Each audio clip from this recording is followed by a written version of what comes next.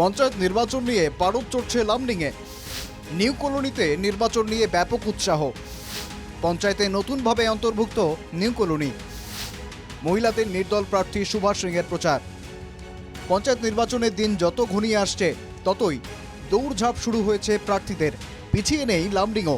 নতুনভাবে অন্তর্ভুক্ত নিউ কলোনির ৬৬ নম্বর পশ্চিম লামডিং গ্রাম পঞ্চায়েতের ৬ নম্বর ওয়ার্ডে প্রতিদ্বন্দ্বিতা করছেন স্থানীয় এলাকাবাসীর মনোনীত প্রার্থী সুভাষ সিং।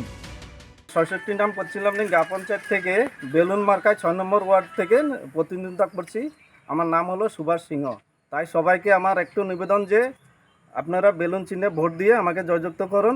বিগত 5 বছরও অনেক কাম করেছি, সবাই জানে। আরও 5 বছর আরও ৬ নম্বর ওয়ার্ডটাকে কীভাবে ডেভেলপ করতে পারি এটাই আপনাদেরকে রিকোয়েস্ট করছি যে ভোট দিয়ে জয়যুক্ত করুন। যথেষ্টখিনি কাম আমি ভাবি যে আমি করতে পারবো। নির্বাচনে সুভাষের প্রতীক বেলুন এবং তার সমর্থনে এগিয়ে এসেছেন নিউ কলোনির মহিলারা। 50 থেকে 60 জন মহিলা সমর্থক নিয়ে প্রতিদিনই প্রচারে বেরিয়ে পড়েছেন সুভাষ। প্রচার চলছে ঘরে ঘরে। সুভাষের এক মহিলা সমর্থক জানান, আশা করি যাতে আমাদের উন্নতি হয়, রাস্তাঘাট, যাদের ড্রেন টেন নাই ড্রেন টেনের ব্যবস্থা, সব দিকেই সুবিধা যাতে আমাদের হয় ওইটাই আমরা আশা করি। তারা যাতে একটু বড় হয়, যাতে কোনো অসুবিধা হলে যদি অ্যাম্বুলেন্স গাড়ি টাড়ি ঢুকতে পারে, এরকম একটা সুবিধা হলে আমাদের ভালো হয় আর কি। আছে কিছু কিছু মানুষের অসুবিধা আছে, অনেকে দিতে পারে না, কুয়া টুয়া বা জলের ব্যবস্থা করতে পারে না, গরিব মানুষও আছে, যারা পারে তাকে তো আছে। জলের যদি পাইপ টাইপ রাস্তাও সমস্যা আছে। জিতলে এলাকার উন্নয়নের জন্য কি কাজ করবেন, কি পরিকল্পনা রয়েছে তার, এটা জানতে চাইলে সুভাষ জানান, সব ধরনের যেমন রাস্তাঘাটের অবস্থা, বৃদ্ধ মহিলার বিধবা পেনশন, অরুণোদয় আসনি, আর বহুতখিনি আমার আসনি আছে।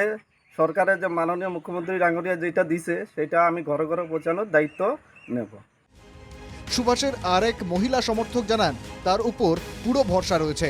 জিতলে এলাকার উন্নয়নের জন্য কাজ করে যাবেন সুভাষ। সবাই মিলে দাদার সাথে বের হয়েছি যে দাদা এবারও 5 বছর ধরে জিতে আসছে, এবারও চাই জিতো, সবাইকে গরিব দুঃখী মানুষদেরকে সাহায্য করো, সবাই সহানুভূতি করুক, আর রাস্তাঘাটগুলি ঠিক করো। আর সবাই ফেসিলিটি পায় না, সবাই ফেসিলিটি পাক, দাদা সবাইকে সাপোর্ট করো। তো এটাই চাই যে জিতো। 7ই মে দ্বিতীয় দফার পঞ্চায়েত নির্বাচন লামডিংয়ে। তার আগে যতটা সময় পাচ্ছেন ভোটারদের সঙ্গে আরও ঘনিষ্ঠ হতে চাইছেন সুভাষ।